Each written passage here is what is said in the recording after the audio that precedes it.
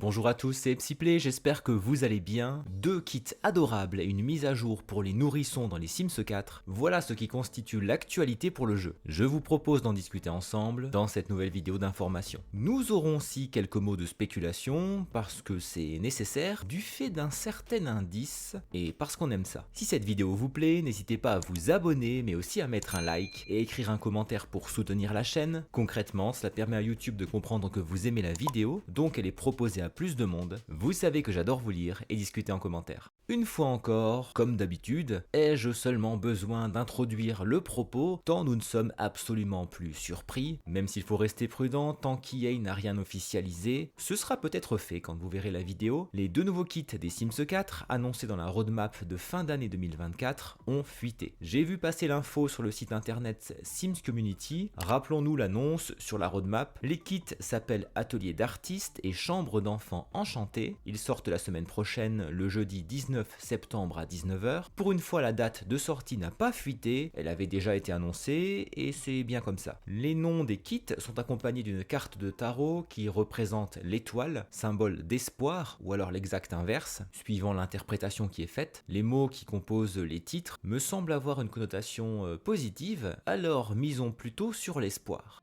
Voici le rendu officiel du kit Atelier d'artistes sur un joli fond bleu. Je suis surpris de constater ce qui le compose. C'est ce dont je vous parlais dans la vidéo d'information sur la roadmap, ce que j'imaginais en fait. En gros, nous avons tout ce qu'il faut pour décorer un atelier de peintre ou de sculpteur, mais sur bois. Deux captures officielles ont été révélées. Celle-ci nous montre le nécessaire pour un peintre avec un nouveau chevalet, on s'y attendait, des objets de bazar avec des boîtes, des étagères pour y ranger de la gouache, des palettes et des pots de peinture, une armoire, des tabourets pour poser des modèles, des casiers tout à gauche, des dessins assez sombres accrochés au mur. C'est moi ou bien ils évoquent la prochaine extension à la vie et à la mort? Un buste masculin en arrière-plan, des draps dans l'angle de la pièce, sans oublier un détail de sol avec des traces de pas à cause de la peinture. L'ambiance est sombre, mais la deuxième capture nous montre des associations de couleurs plus claires et douces, il faut aimer le jaune. Les dessins accrochés au mur sont différents, ainsi que les traces de peinture. Une table d'ébéniste trône au centre de l'image pour sculpter les éléments en bois. Comme la peinture, cela existe déjà dans le jeu de base. Nous pouvons aussi remarquer l'escabeau en bas à droite, qui est soit de la décoration, soit une nouvelle bibliothèque. Ah, et une lampe aussi à droite de l'image. La tablette à droite fait penser soit à un nouveau modèle, mais je ne suis pas sûr, soit à une mise à jour des tablettes. Sauf erreur de ma part, les motifs du mur en bois sont nouveaux, dites-moi si je me trompe.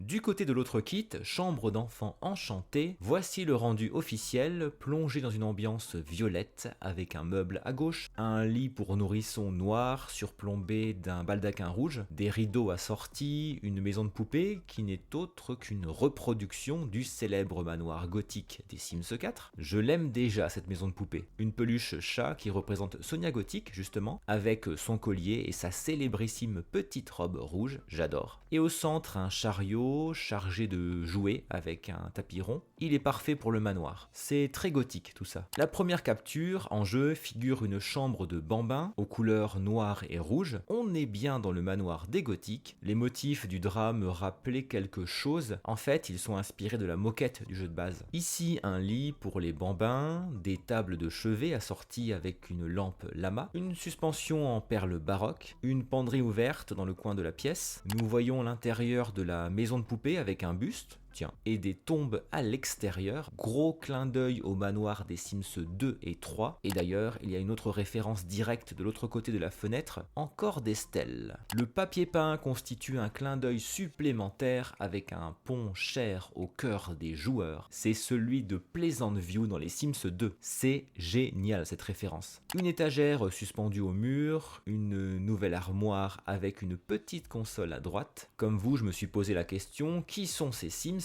J'ai d'abord pensé à Vladimir Gothic, qui pouvait être assis sur la chaise à bascule, puis je me suis dit que c'était plus probablement son père, Gunther Gothic, et que les deux bambins n'étaient autres que Sonia et Vladimir. La robe rouge ne peut pas nous tromper. C'est vraiment cool cette référence au passé. Deuxième visuel, comme pour le kit précédent, c'est une version plus claire, toute de rose, de blanc et de bleu clair vêtue. On retrouve le très joli lit pour nourrisson, un mobile suspendu au-dessus de lui, un sac sac posé sur la table de chevet. Je n'insiste pas sur d'autres objets déjà vus. À gauche, c'est bel et bien une table allongée. J'avoue que je suis étonné car jusqu'à maintenant, elle était réservée aux possesseurs de l'extension Grandir Ensemble. C'est bien. Au centre de l'image, un tapis de jeu pour nourrissons. Là aussi, c'est une surprise pour un kit. Vous voyez quels objets vont apporter du gameplay qui est recyclé dans un kit de construction. Alors, que pensez-vous des objets et des couleurs de ces deux kits ?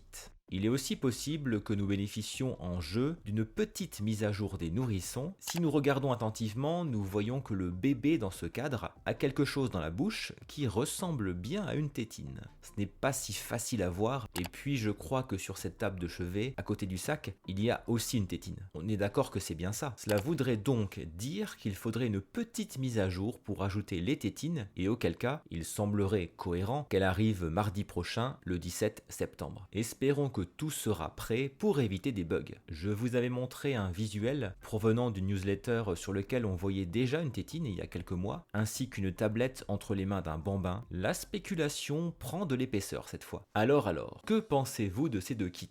Vous les trouvez adorables? Avez-vous une préférence et pensez-vous les acheter? Et puis, croyez-vous cette possible mise à jour ajoutant des tétines pour les petits Sims? N'oubliez pas le petit like de soutien. Merci beaucoup d'avoir regardé cette vidéo jusqu'au bout. On se retrouve en commentaire. À très bientôt.